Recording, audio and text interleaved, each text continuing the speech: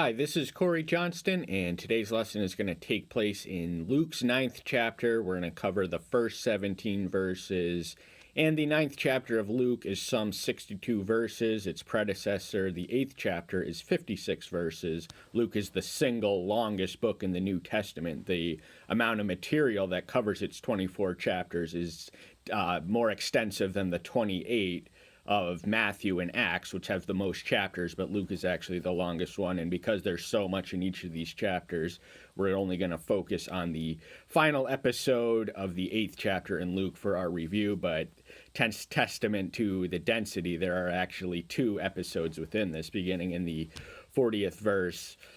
There's a ruler of a synagogue by the name of Jairus, and he has a daughter, and he falls on his feet in front of Yeshua to come to his house to heal his only daughter, who is 12 years old. And so he gets up and goes, but while en route, there's a woman with the blood of flow for 12 years. The daughter is 12 years old, and the number of years that this woman has been afflicted has been 12 years. There's the parallel in that. And she spent all her money on doctors to no avail. There was no cure for the flow of blood that she had, and it had been gushing for 12 years, and she was unable to be healed by any. But then she touches the bottom rim of his garment, and immediately her flow of blood stops. Just like that instant, the sheer touch of him has the healing power that no physician, there was no known medicine that could cure that type of stuff in the ancient world, but they had the Son of Man, the Word in the flesh, with them, before who no demon or disease was too powerful to not be overcome by him. And he asks, "Who touched me?" because he instantly recognizes that the power went from him, the healing power came out of him and went to someone else, and he knew it because it originated from him. And the woman to whom was the beneficiary of it, the one who had touched him, trembles before him and admits it. But he has words of reassurance, verse 48, and he said to her, "Take courage, daughter, your faith has healed you. Go in peace." So he's not mad when he's asking these questions. He commends her faith, and he no sick or suffering soul that comes to him for healing will he deny, but it is the faith that she had in him. She could have wallowed and she had already spent all her money, her life savings on physicians, and she had this one opportunity and she made the most of it. So faith means action. It means not squandering the opportunities when they present themselves. It returns to the scene of Jairus, the one whose 12-year-old daughter, his only daughter, is on death's door, on her deathbed, and they're en route while the woman with the 12-year bleeding period stops and touches him. And the people there say, "You're too late. Your daughter is dead. Do not trouble the teacher any further."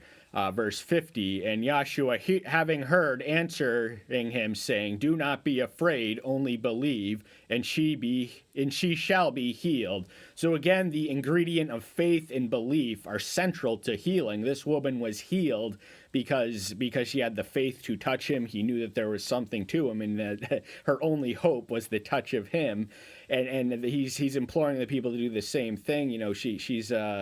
She may be dead already, but dead is not permanent. He is the resurrection and the life, and he brought life where there was death to at least 3 people, one of whom was Lazarus, the other was the daughter of Jairus, and then there's another anonymous one. But this resurrection was unto mortality. They still died, but the resurrection of which he brings and speaks of, the ultimate resurrection, is unto eternity. But he did have the powers of resurrection while he walked this earth.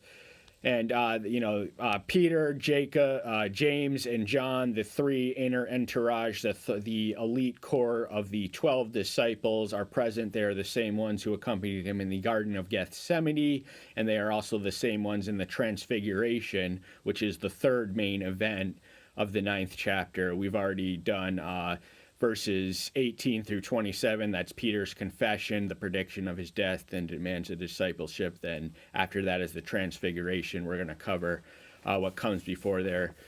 Today we read of the commissioning of the 12, the confusion of Herod, the tetrarch, over Yahshua's identity, and the feeding of the 5,000, which is one of the, with the exception of the resurrection, is the only miracle that is common to all four Gospels. But, they're there, as well as the girl's father and mother, and the reason is because where there is unbelief, no miracle can manifest. This was made plain when he visited his own hometown of Nazareth. He was unable to perform many miracles except healings there because he was surrounded by so much unbelief. So the doubters, the naysayers, the ones who laugh, they laugh eventually. And they were all weeping and mourning for her. And he said, "Do not weep. She is not dead, but sleeps." Sleep is a different state of being than death. It is often said to be the cousin of death, but we are still very much alive while we sleep. Sleep is also a euphemism for death. Death is one of those painful, painful words. People avoid thinking about it and talking about it like the plague, and we euphemize it. No one really died. They passed away. They're not dead, they're just asleep. But he's speaking of sleep and that her death is not permanent here. And of course, this provokes laughter. So this is evident now. Mocking and ridicule to the promises of God are evidence of egregious lack of faith. That is the worst response one can do when the Son of Man is saying something, to laugh or take him trivially or take him less than seriously or to treat him with ridicule. But, when the company's there, the ones who are privy to the miracle, he says, "Child, rise," and her spirit returned, and she rose up immediately. Just like that, there's instant touch. All that the garments was what instantly cured the woman with the 12-year hemorrhaging of blood. And the word, "child, arise," there's no indication of any physical touch. It is the verbal voice that accomplishes this miracle. And, and her parents were astonished, but he ordered them to say to no one what had taken place. Now, the unbelievers were still outside, the ones who had been laughing, jeering, and said, "Don't waste your time going in that," even before they were laughing and ridiculing at the notion of his entire promise. So that is the reason that he directed it to be cloaked in secrecy. Nevertheless, the record is preserved for posterity and immortality by Luke and a few other of the synoptics, not entirely sure which one. 9th chapter, first verse, lesson itself. Remember, the three things we're going to cover in the first 17 verses is the commissioning of the 12. We read of the commissioning of the 70 or 72 in the 10th chapter. And then we read of the nature of Herod, the tetrarch's confusion over his identity, and that this bleeds into Peter's confession. We'll get there when we get there. And we also read of the miracle of the 5,000, as we do in every other gospel, as we already mentioned. "And having called his 12 disciples together, he gave them power and authority over all demons and to heal diseases." The 12 disciples were the ones who ministered in mutual proximity to him. They lived with him. They learned from him. They dropped their fishnet. They left the tax collector's bowl. They gave up their entire lives and reoriented their lives to learn a new way of life from the one whose life they attached them. A disciple is one who learns with and lives with the master, and that is something we do with as Christians. Jesus is not dead. He is alive. And the power and authority are closely connected because, authority is power with legitimacy combined.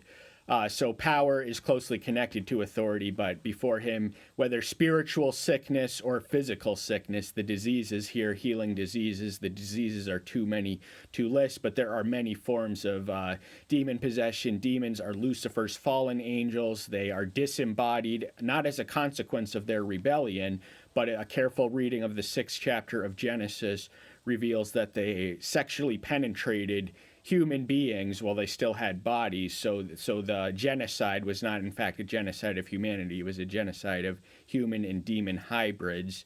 But as they are still trying, they can still enter and control, not physically, but spiritually enter and control people, possessing demons. Demons are real presences. There's about 50 million of them in the world.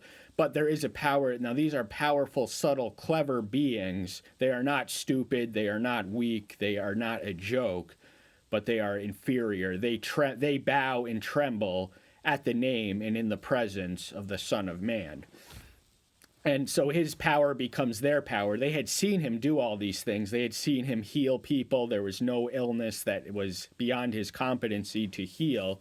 And there is no demon, he had expelled, I think in the 8th chapter, the legion of demons. A legion is the Roman military unit of 5,000 to 6,000 infantrymen. So that's how many demons he instantly expelled with the word. But now his power becomes their power. He delegates to them what he was able to do. And he was preparing them to do the work after he was gone. And in the upper room discourse, he says, "Greater things will you do than I did."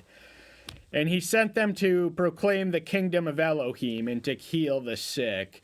Preaching as part of their message, the proclamation. Now their commissioning and our commissioning are not the same. We are called to preach the kingdom, but the ministry of miracles. Now there have been saints in every age, but this is a very specific commission to a very specific people who walked with him, knew with him, the 12 most inner entourage, the 12 disciples, the elite core.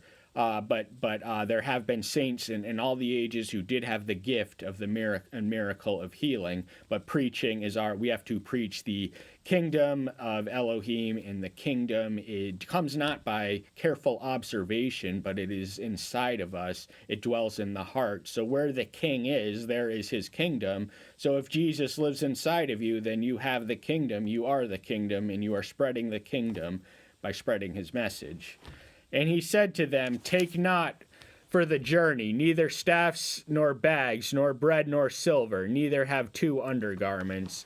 This is a leap of faith to have nothing, to go with nothing, and just have the promise of the provision being taken care of. Don't even take a walking stick or even your daily bread or any money. You are going as you are with the clothes on your back, and not an extra pair of clothes, and you have the promise that you will be provided and you will be rewarded, not monetarily for your service, but you will be given hospitality, and you will spread the message, and you will be fed and housed en route. But don't bring anything with you. Don't take your wallets. Don't take your keys. If this was modern. Now these are disciples, the 12 disciples, and how many people who call themselves his disciples today would do such a thing if asked to do.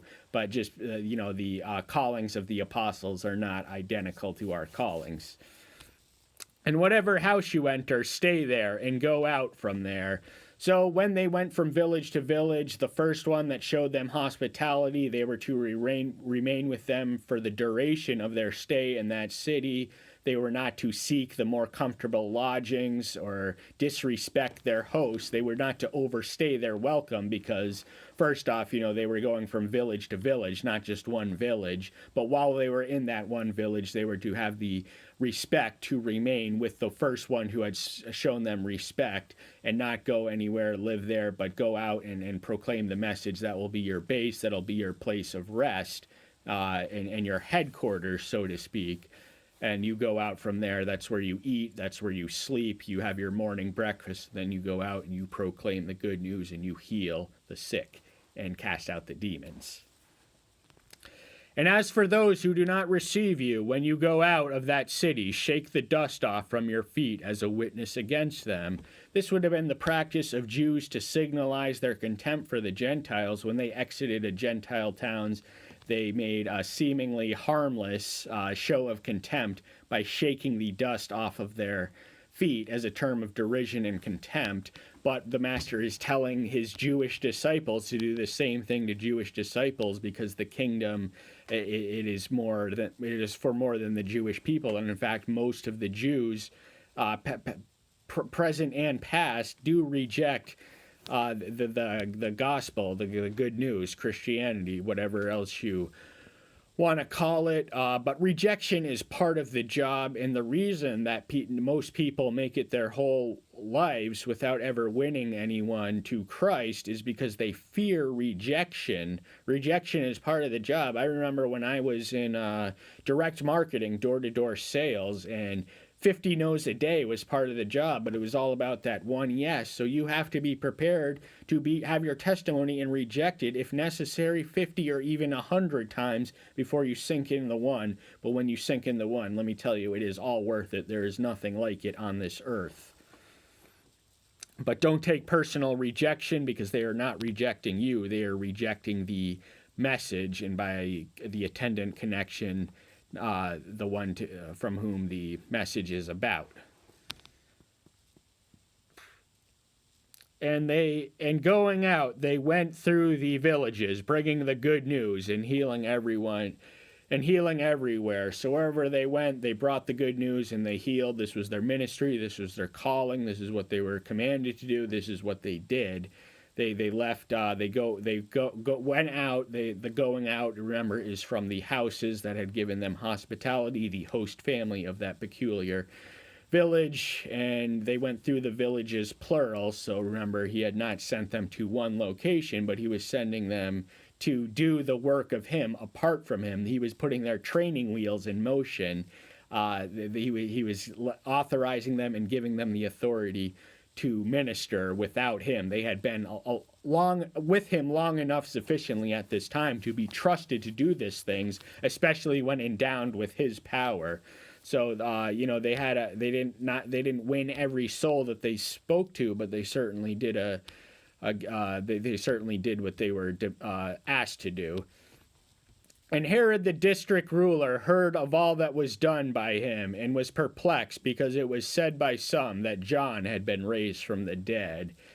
Herod was not Herod the Great, the tyrant to whom the entire district of Palestine, his kingship extended across that. He had sons, 4 of them, and the Romans did not trust his sons as much as they did them, so they divided the region of Palestine, which is the Roman name for the country of Israel, into 4 districts.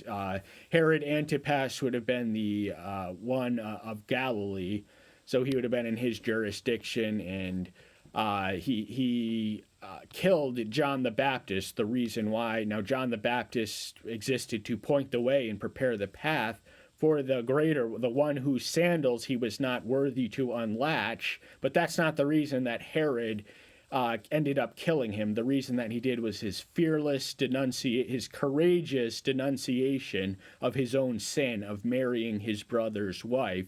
Herod stole Herodias, who was actually a granddaughter of Herod the Great, so there was some incest in play, from his brother Philip whilst he was in Rome.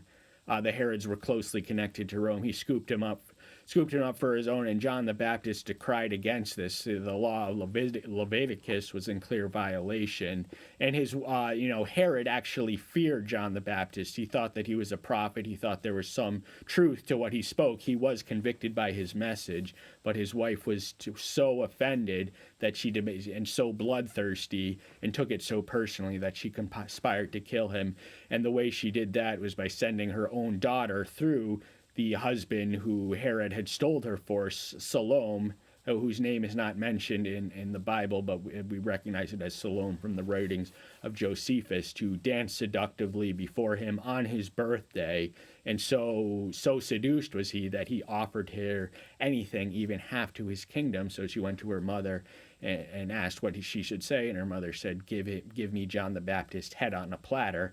And Herod was very sad, but he had known he had made the oath foolishly, presumptuously, and publicly.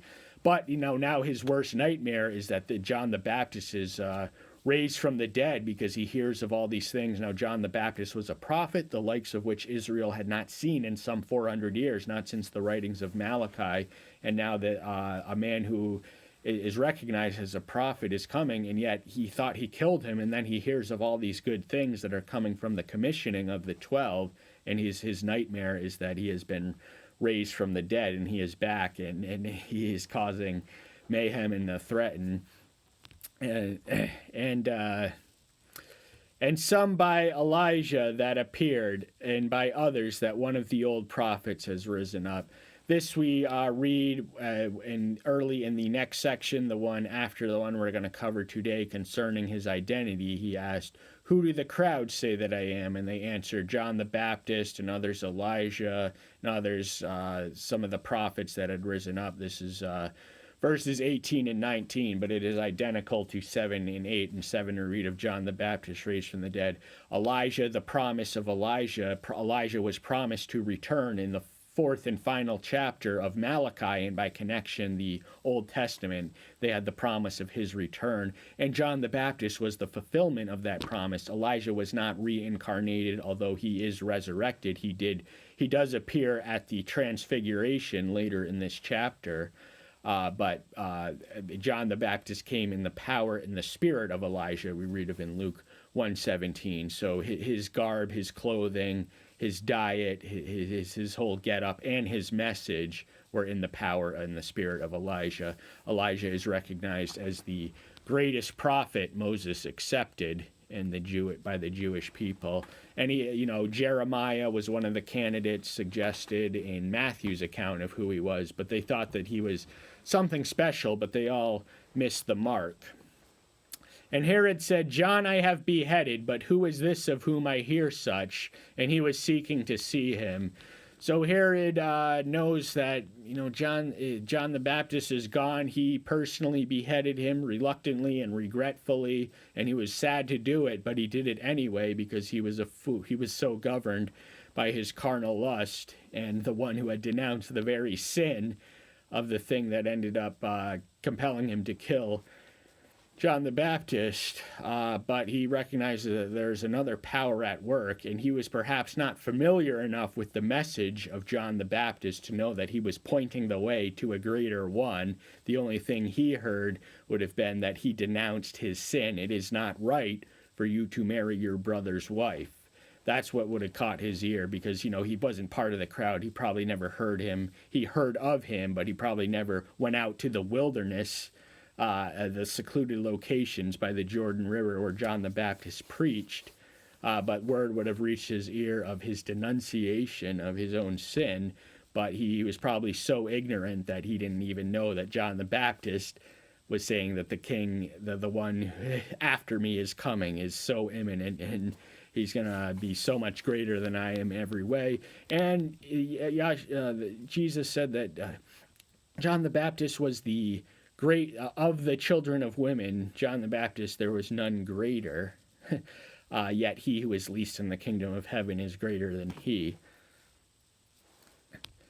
And of course, he was seeking to see him, and he finally gets his wish at his crucifixion when Pontius Pilate tries to evade responsibility for a death, the consenting to the execution, which pricks his conscience. He finds no cause of guilt in the man who the crowd is clamoring for his blood. But he presents him to Herod, and Herod is greatly amused to see him, and he requests a miracle, but he doesn't even get a peep of a word out of the condemned criminal, and that's just the way it was. So he did finally see him, but Herod wouldn't have seen John the Baptist. He wouldn't have been in the wilderness, and he wouldn't have seen him until he was dragged to him when he was under arrest. And the apostles, when they had returned, related to him all that they had done, and he took them, and they withdrew them by themselves to a city called Bethsaida. So the 10th chapter is more interesting in their report. They say that they had power over demons, the power that had been given. He said, "Rejoice not in that, but rejoice that your names are written in the book of life, the book of remembrance." I forget exactly what it was, but there's no reason to think that their report was not equally effusive in praise of all they had done. They had been given his power, and they had done with it what they had asked to do. They went to the village, they healed the sick, they cast out demons, they spread the good news. They did what they were supposed to do, and they were blessed for doing. But they're withdrawing by themselves. Now, they had been ministering to others for quite some time, but after the commissioning, after they come back, they withdraw to a city called Bethsaida, which is the home of 3 of the 12. It is a town, those being Peter, Andrew, and Philip, and it is a town located on the north shore of the Sea of Galilee to the east of the Jordan River. So that is precisely where they are at this moment in time and occasion. And when the crowds heard it, they followed him. And having received them, he was speaking to them about the kingdom of Elohim, and healed those who had need of healing. So they can never get away for long. Oftentimes we find him retreating in solitude just to pray to his Father while the crowds are clamoring for them and he's had enough, but they always have a way of finding out where he is, catching up, and they come in droves whenever they come. So, it may not have been the most convenient of him when he's there alone or he's alone, but ministry, there's nothing convenient about the people. Most of the people we end up ministering to, they come when it is not convenient for you. So the meaning of ministry is found in ministering in inconvenient moments. So what does he do? The way he speaks to them, he's teaching or he's preaching, and he's healing. So he's doing his threefold ministry. Speaking can be interpreted as either teaching or preaching, and healing is the third, the trinity of his ministry. And as the day began to decline, the 12 came and said to them, "Send the crowd away, that going into the surrounding villages and countries they might lodge and get food, because here we are in a lonely place." So the sun is setting, it's getting darker, the day is beginning to decline. It's early in, we don't know what time it is, depends on the season, but whatever time it is certainly in the advanced or intermediary stages of the post-meridian, the PM. And the 12, the disciples, they're the ones who advise him to get them out of here. They've had enough. That you gave them the healing, the preaching, the teaching that they came to see, but we cannot let them linger because there's no food here. We are in an isolated location, but there are villages in the adjacent territory that we should send them so they can sleep and eat, because we're done for the day for all intents and purposes as they saw it, but they are far from finished because he is in their midst. But he said to them, "You give them to eat." And they said, "We have no more than 5 loaves and 2 fish, unless we go and buy food for all these people." To feed such a substantial crowd, the numbers of which we eventually read are 5,000, it would have been too expensive. That would have been several years' wages, if not, it would have been beyond the purse that Judas was in the practice of carrying and pilfering. But they didn't have the numbers. They certainly didn't have the amount of the food that would be required they did not have the supply to meet the great demand that was around them and before them. So they are walking by sight. They are looking at it from an earthly lens. They are oblivious to the man of miracles whom they are with. For there were about 5,000 men, and he said to his disciples, "Make them sit down in groups of 50. So he's dividing the 5,000 into groups of 50, so that's roughly 100. I could be wrong on the math groups, but he's dividing them. There's an organizational principle to what he's doing. He's a man with a plan, and he's telling them what his plan is, and they're doing it. So they're dividing the groups accordingly so that the food can be distributed equally. And they did so, and made them all sit down. And taking the 5 loaves and the 2 fish, having looked up to the heavens, he blessed and broke them, and gave them to the disciples to put before the crowds. So the same process in the miracle of the feeding of the 5,000, which is common to all 4 Gospels, but is the least detailed in Luke's account. But in all of them, we read that he blesses, he gives thanks to the Father for the miracle before it even happens. And because he does it, that's how it happens, that's when it happens, that's the reason why it happens, because we're gratitude is not, miracles cease. Where faith and unbelief are, miracles cannot flourish. So he gives the due deference to the Father and the 5 loaves and the 2 fish. And remember, there are 5,000 people there. 5,000 men, rather, not including women and children. So it was probably closer to 20,000, assuming that the average couple had 2 children. But he gives the disciples, he gives them more than enough, as we eventually read. So they all ate and were